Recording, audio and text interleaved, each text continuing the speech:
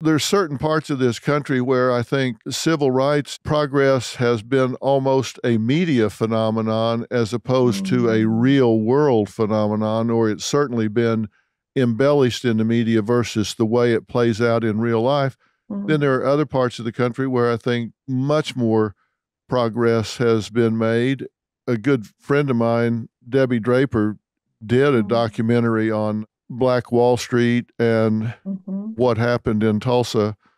And we're working together on a project now called Freedom Georgia, a mm, docu-series about Freedom Georgia and what the families are working on down there to mm, create a reality. And it's astounding to me how many people in America have no idea what happened in Tulsa. mhm, It wasn't taught, they're not aware of mm. it. When they hear about it, when they see what actually took place, are absolutely appalled. And I was in that group until a few years ago. It was only very recently. I think it was in reading a book of fiction, actually, and I'm blanking on the author's name, but it was reading some, page turner book that had it as a historical event. Um, this is we know from studies by people like James Loewen, who's a historiographer. He's a historian who studies how we study history. It's kind of meta. That a lot of us, this wasn't in our textbooks, this wasn't in our classrooms. It's not our teachers' fault. No one's blaming the teachers. But again, it's where we started our conversation. There's been limited perspectives that we've been exposed to, some of us, myself included. And so, yes, when we then learn about it, there's actually a lot of disbelief. Sometimes there's feelings of shame or guilt. Sometimes the shame and guilt is about what happened. Sometimes it's about the fact that we didn't know what happened. Excuse me.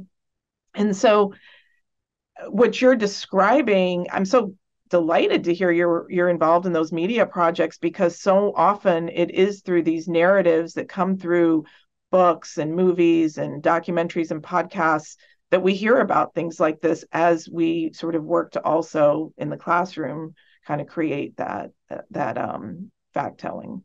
I actually went to college. I started my college career at the University of Tulsa, Mm-hmm. and I had a history professor that took the approach of teaching what he called the underside of American history. Oh, interesting. He said, you need to buckle up because we're going to talk about the real ugly parts of how we got to where we are. And this was back in 1968, 1969.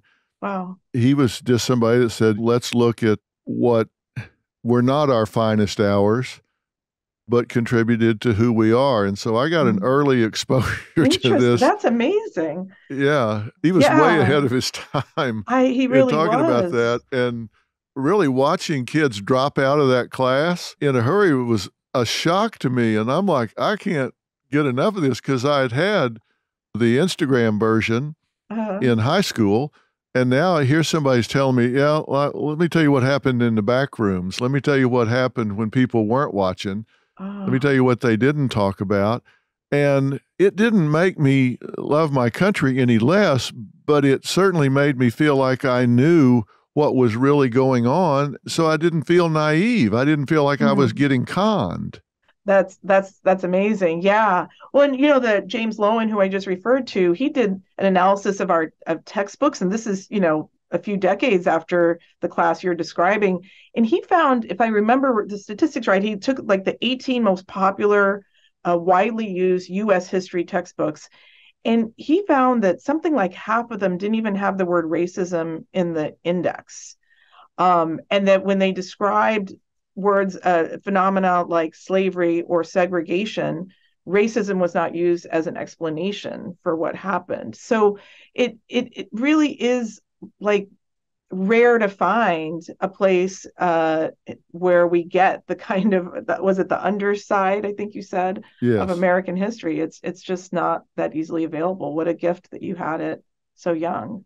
Now, you talk about some psychological tools in helping people wrap their minds around this. I'm interested in talking about this because I think a lot of people misinterpret some of what I think is being asked. And I think Mm, a lot of what you are talking about here. I think a lot of people take this as a personal attack or a personal affront. Yeah. I did a show a few years ago on implicit bias and white privilege. White privilege, I was talking about the fact that this is something that you may have a windfall from, that you may benefit from, but it is not necessarily anything that you're doing actively, affirmatively, consciously on a day-to-day basis that you need to correct in your behavioral repertoire, but it's built in, it's systemic to our society. And I gave the example that I can walk into a department store and kind of wander around like I'm lost in the desert while my wife is shopping, and nobody follows me. Nobody bothers me. And I'm 6'4" and bald and stick out like a sore thumb. If I was me and black, that wouldn't necessarily be the case. That doesn't mean that you did anything to bring that about in this year, but that's just built in.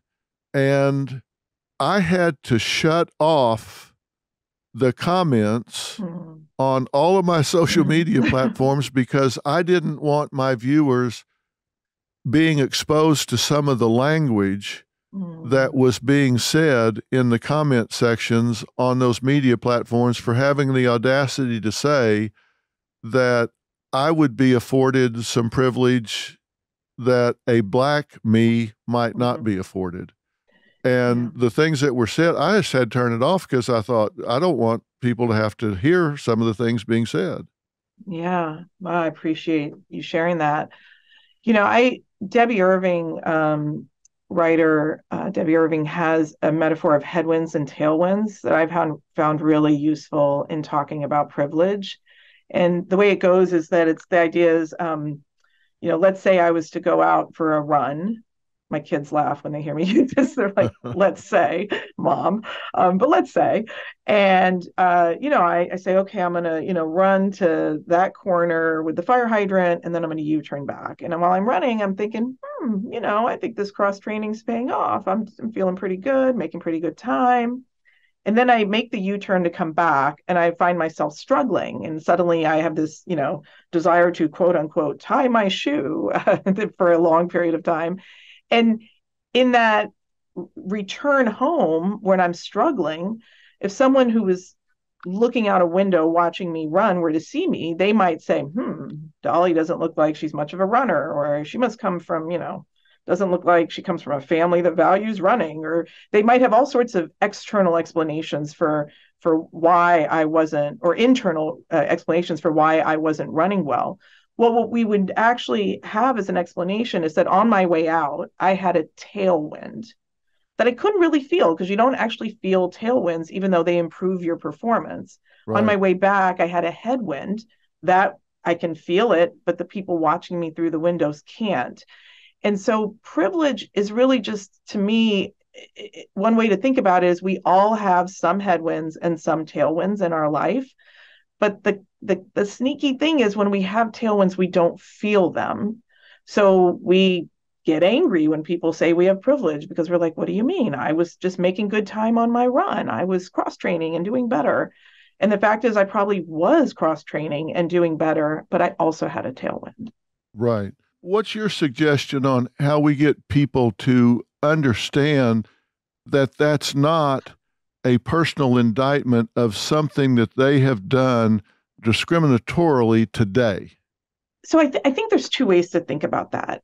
One is that it's okay if we sometimes are making mistakes that are contributing to the problem. So I have, in my first book, I had an entire chapter called, if you're not part of the problem, you're not part of the solution. And what I meant by that was, we didn't create this problem, but we did inherit it. And that means that in some ways we are part of it. And that to-do list you mentioned earlier begins with us recognizing the ways in which I benefit from the tailwinds that that, you just described a tailwind. So it isn't that I did something wrong, but I do benefit from it. And until I can see that, it's hard to engage with how to fix it. The second thing is I talk a lot in my work about being goodish instead of a good person. And my whole premise is that we want to let go of being a good person because it's this brittle binary, I'm good or bad, and we're all going to sort of elect to see ourselves as good, as opposed to being goodish, where we're seeing ourselves as a work in progress, back to this idea of like a growth mindset where we're always getting better. But that doesn't mean that, I'm a professor. That doesn't mean that I don't sometimes confuse two Black male students who do not look alike at all, but I still confuse them for each other because I'm relying on some shortcut, or that my teaching assistant didn't track my calling patterns and tell me that I call on men disproportionately more than women and I interrupt women.